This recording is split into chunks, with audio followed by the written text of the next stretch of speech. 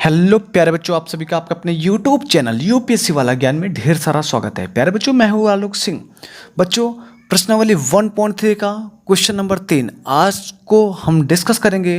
प्रश्नावली 1.3 का question number 3 दिया गया है, सिद्ध कीजिए कि निम्नलिखित संख्याएं अपरिमेय हैं। क्वेश्चन नंबर 3 के 3 पार्ट हैं। प्रूफ करना है 1/√2 अपरिमेय है, 7√5 अपरिमेय है, 6+√2 अपरिमेय संख्या है। तो प्यारे बच्चों, चलिए स्टार्ट करते हैं कि कैसे 1/√2 अपरिमेय संख्या है। तो प्यारे बच्चों, हमको प्रूफ करना है कि 1/√2 अपरिमेय संख्या है। तो चलिए सबसे पहले अपरिमेय प्रूफ करना है, तो इसका उल्टा मानते हैं। माना 1/√2 परिमेय संख्या है। माना 1/√2 परिमेय संख्या है। माना 1/√2 परिमेय संख्या है। इसके बाद अगर 1/√2 प्यारे बच्चों, अगर 1/√2 परिमेय संख्या होगी तो 1/√2 ये बराबर होगा P बटे Q के। P बटे Q के बराबर होगा बगल में, चूँकि Q does not equal to 0, Q का मान 0 नहीं होगा। और ये भी याद रखना है कि P व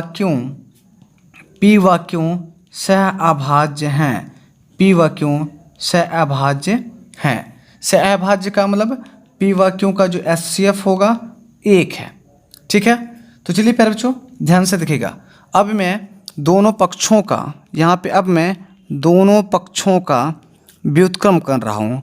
दोनों पक्षों का व्युत्क्रम करने पर प्यारे बच्चों, अगर दोनों पक्षों का व्युत्क्रम कर दूँ तो √2/1 अर्थात √2 बराबर Q बटे P बन जाएगा। ओवरऑल इसी को मैं समीकरण नंबर 1 मान लिया। √2 बराबर Q बटे P को मैं समीकरण नंबर 1 मान लिया। तो चूंकि देखिए, अगर ये परिमेय संख्या है तो इसका मतलब P व Q ये दोनों के दोनों पूर्णांक रहे होंगे। अगर परिमेय संख्या है तो P व Q क्या होंगे? पूर्णांक होंगे। और हमें ये भी पता है अगर P व Q पूर्णांक है तो अभी कल मैंने आपको मेंशन कराया था कि दो पूर्णांकों को अगर भाग दिया जाए तो दो पूर्णांकों को भाग देने पर परिमेय संख्या मिलता है।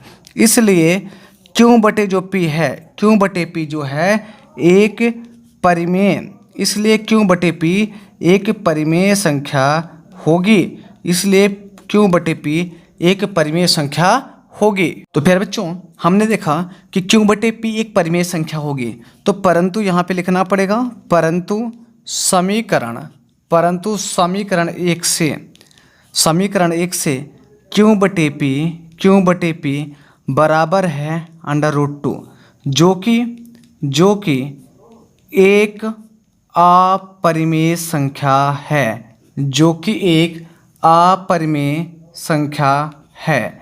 यह हमारे आगे लिखेंगे, यह हमारे पूर्व कथन का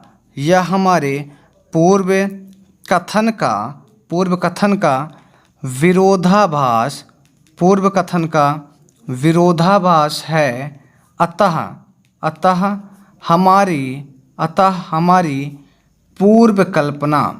हमारी पूर्व कल्पना गलत है।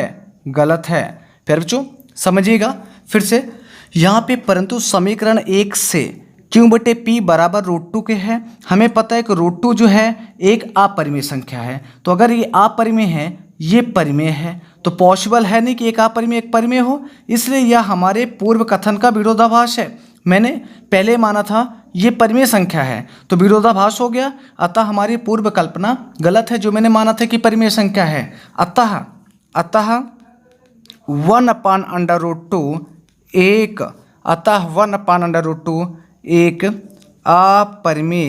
एक अपरिमेय संख्या है। तो प्यारे बच्चों, हाँ तो चलिए प्यारे बच्चों सेकंड नंबर को हम सॉल्व करते हैं। सेकंड नंबर में दिया था कि आपको प्रूफ करना है 7√5 एक अपरिमेय संख्या है। तो मानते हैं, माना 7√5 माना 7√5 एक परिमेय संख्या है। उसका अपोजिट मानेंगे एक परिमेय संख्या है। तो प्यारे बच्चों, मैंने माना 7√5 एक परिमेय संख्या है। अब बताइए, माना अगर 7√5 एक परिमेय संख्या होगी तो 7√5 बराबर होगा P बटे Q के, है कि नहीं। अगर ये परिमेय संख्या होगी तो बराबर होगा P बटे Q के। आगे देखिए प्यारे बच्चों, यहाँ पे Q does not equal to 0। अगर परिमेय संख्या होगी तो Q का मान 0 के बराबर नहीं होगा। जहाँ पर P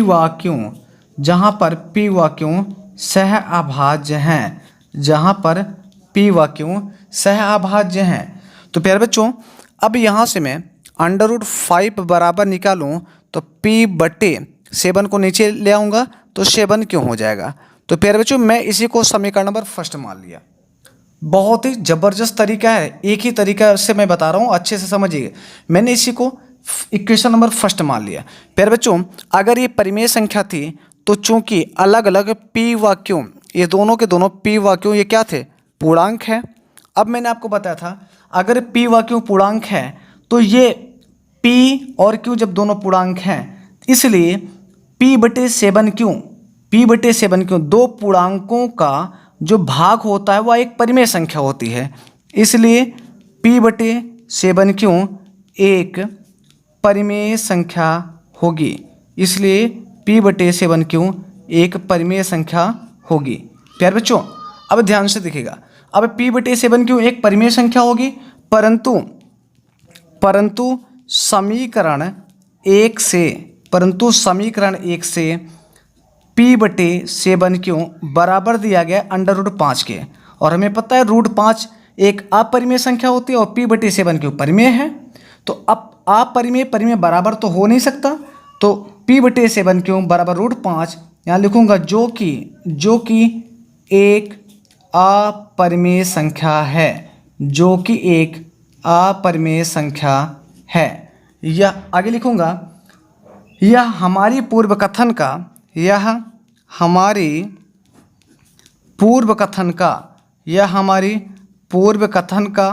विरोधाभास है, यह हमारी पूर्व कथन का विरोधाभास है। अतः हमारी पूर्व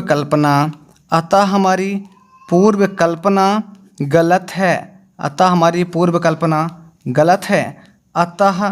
अतः मैं क्या लिखूंगा प्यारे बच्चों, 7/5 एक अपरिमेय संख्या है। फिर से देखिए प्यारे बच्चों, परंतु समीकरण 1 से हमने ये देखा कि P/7 क्यों जो था ये एक परिमेय संख्या है, तो परिमेय अपरिमेय के बराबर है ना। तो ये तो विरोधाभास हो गया कि परिमेय अपरिमेय के बराबर हो नहीं सकता। तो √5 जो कि एक अपरिमेय संख्या है, यह हमारी पूर्व कथन का विरोधाभास है। अतः हमारी पूर्व कल्पना गलत है। पूर्व कल्पना ये गलत हो गई जो मैंने माना था कि परिमेय संख्या है, अतः 7√5 एक अपरिमेय संख्या है। तो प्यारे बच्चों, उम्मीद करते हैं कि ज़बरदस्त ये भी क्वेश्चन आपको समझ में आया होगा। तो प्यारे बच्चों, हम देखते हैं थर्ड नंबर पार्ट को। बोल रहा था कि 6 + √2 एक अपरिमेय संख्या है। तो सबसे पहले इसके अपोजिट को माना 6 + √2 एक परिमेय संख्या है।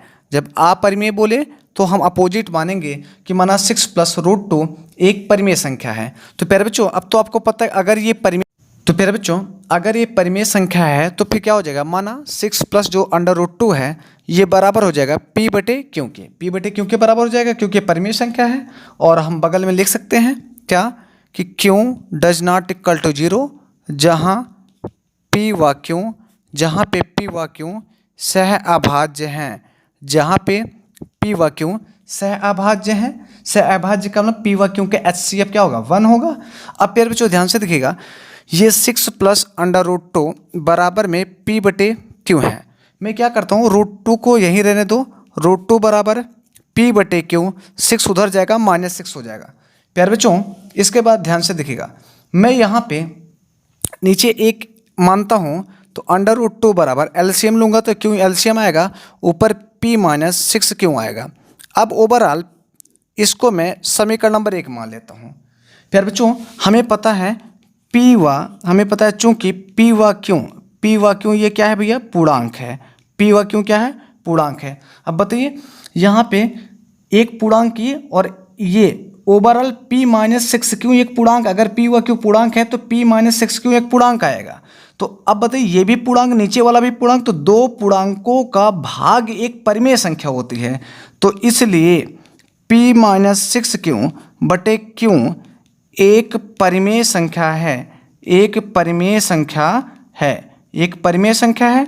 अब इसके बाद मैं लिखूंगा परंतु समीकरण एक से p-6q बटे q बराबर √2 जो कि एक अपरिमेय संख्या है, जो कि एक अपरिमेय संख्या है। यह हमारी पूर्व कल्पना का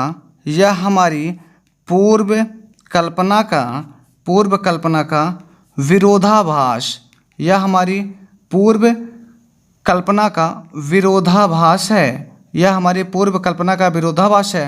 अतः हमारी